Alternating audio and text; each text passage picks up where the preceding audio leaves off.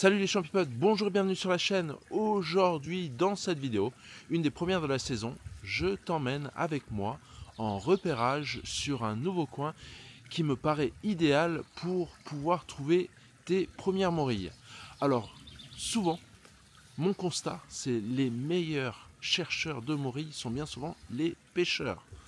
Pourquoi? Parce que la saison de la truite ouvre en mars. Et souvent, ces pêcheurs, ils vont où? Ils vont le long des petits ruisseaux, le long des rivières.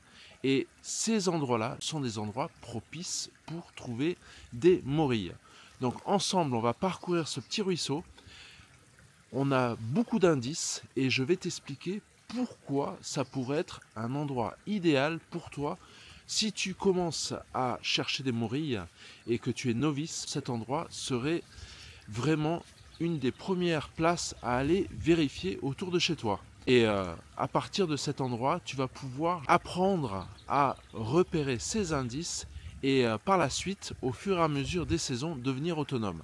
Et pour ça, je t'invite à aller regarder toutes mes vidéos des saisons passées qui regorgent d'indices. Vous êtes pas mal de champipotes à vous abonner, à découvrir la chaîne. Vous êtes pas mal déjà là depuis le passé à faire vivre cette chaîne. Donc si vous êtes nouveau de passage, n'hésitez pas justement à passer plus de temps ici. Comment? En vous abonnant, en activant cette cloche, en mettant un pouce bleu, un commentaire. Et vous allez sortir avec moi tout au long de cette saison, des prochaines saisons, et devenir de plus en plus autonome.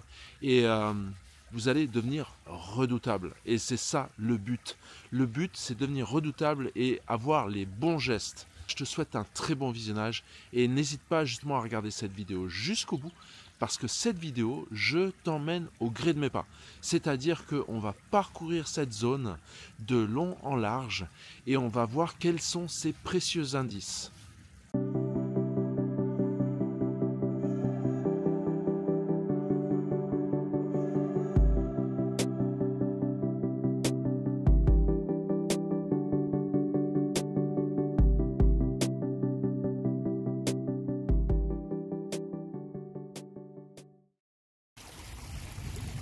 Les champipotes, petite sortie repérage, prospection de morilles. Et je t'emmène avec moi et je t'explique pourquoi cet endroit me paraît vraiment adéquat et propice à la pousse de morilles. Donc je ne vais pas le négliger. Tous les indices sont là, tous les paramètres qui peuvent être adéquats.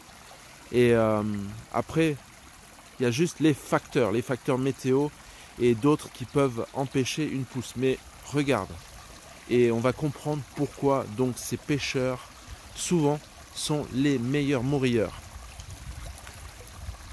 Tu le sais, l'ouverture de la truite c'est en mars, l'un des premiers mercredis du mois. Et regarde, le long des ruisseaux, on a quoi? On a l'humidité. On a souvent des endroits qui ne sont pas travaillés. La terre est laissée à elle-même. Donc la nature peut prendre le dessus. On a l'humidité tout le long des berges. Alors toi, en tant que novice, je te demande juste de ne pas aller mettre tes bottes dans l'eau. De vraiment marcher tout doucement, parce que n'oublie pas que tu es invité sur cette place et il ne faut pas déranger l'écosystème. Là-dedans, il peut y avoir des poissons qu'on ne veut pas déranger, des poissons qui sont en train de frayer. On peut avoir des amphibiens, des têtards, toutes sortes de petits insectes qu'on ne veut vraiment pas déranger au mois de mars, car on sort de l'hiver et tout ce petit monde est en train de naître, en train de se réveiller. Donc nous on fait super attention. Les morilles, elles adorent vraiment ces genres d'endroits. Une des explications, c'est que souvent l'hiver, les petits ruisseaux deviennent des petites rivières et toutes les berges, tous les bords de ruisseaux, eux vont se charger en nutriments apportés par la rivière Donc toutes ces berges, on va retrouver plein de petites choses, plein de petits indices qui sont déterminants pour la pousse de morille. Commençons par ici. Ces plantes, les plantes sont tes meilleurs marqueurs. On a déjà de la ficaire en train de pousser avec sa petite feuille en forme de cœur. On a du lierre terrestre. On a de l'arôme. Les arbres qui peuvent être déterminants. On a du merisier. Merisier, il se reconnaît grâce à son écorce où tu as toutes ces marques qui sont horizontales.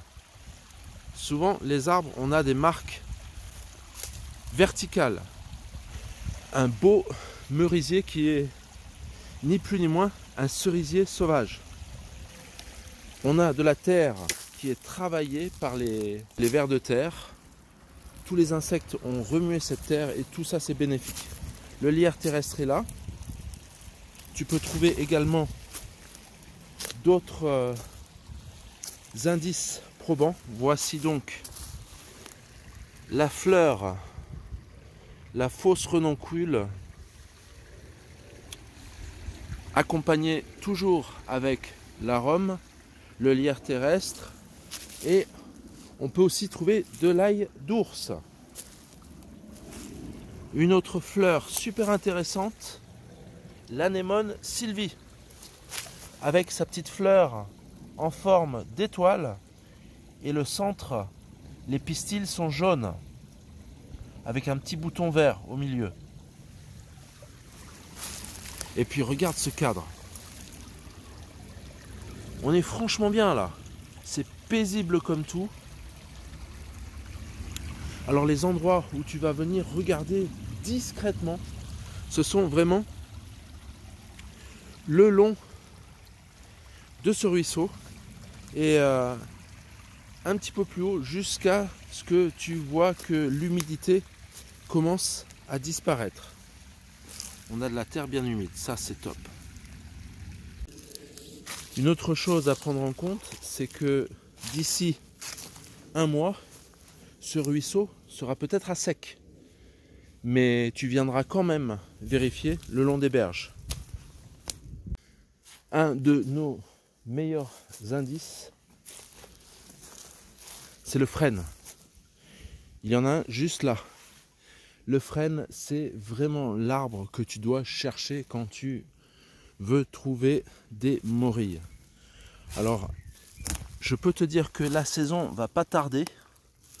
Je suis venu prendre la température du sol et ça y est, elle a dépassé la température de 9 degrés et à 10 cm de profondeur. La pousse va pas tarder à commencer parce que le mycélium est en train de se réveiller. Il y a une semaine de ça, la température était aux alentours de 6 degrés. Donc on a pris un sacré bond en une semaine. Et une bonne température de sol pour que le mycélium se réveille, c'est autour de 8, 9 degrés, voire même 7. Et là, on est dans les clous. Donc d'ici 10 jours, une semaine, ça va être l'effervescence. Ça va être le moment où on va commencer à les voir apparaître. Là, je te montre un frêne. Tu peux voir sur les branches, il y a tous ces petits points noirs, des petites boules. Et c'est grâce à ça, c'est les restes des samars. Donc les graines de frêne qui tournoient lors de leur chute. Ce ruisseau est super intéressant.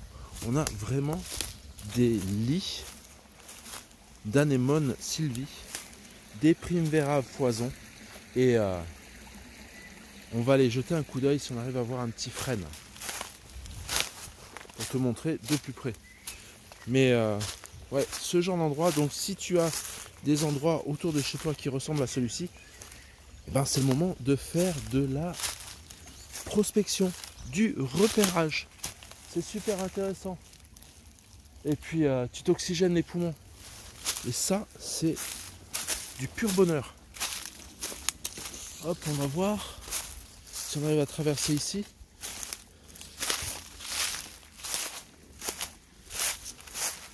Là, ça a l'air pas mal. Bon, un petit pied. Hop. Regarde ces frênes. Ils sont tous là. On a des tops qui sont venus bosser. Ça aussi c'est bon, parce que les tops, qu'est-ce qu'elles vont faire? Elles vont grignoter les petites racines qui les gênent. Et le frêne, lui, va libérer du sucre. Et la morille, elle adore ça, le sucre. Un peu comme nous avec les desserts. La morille, elle en raffole. Et des endroits où, au pied de ces jolis arbres, toute une rangée de frênes là. Une belle rangée. Au pied de ces endroits que tu vas faire de belles découvertes.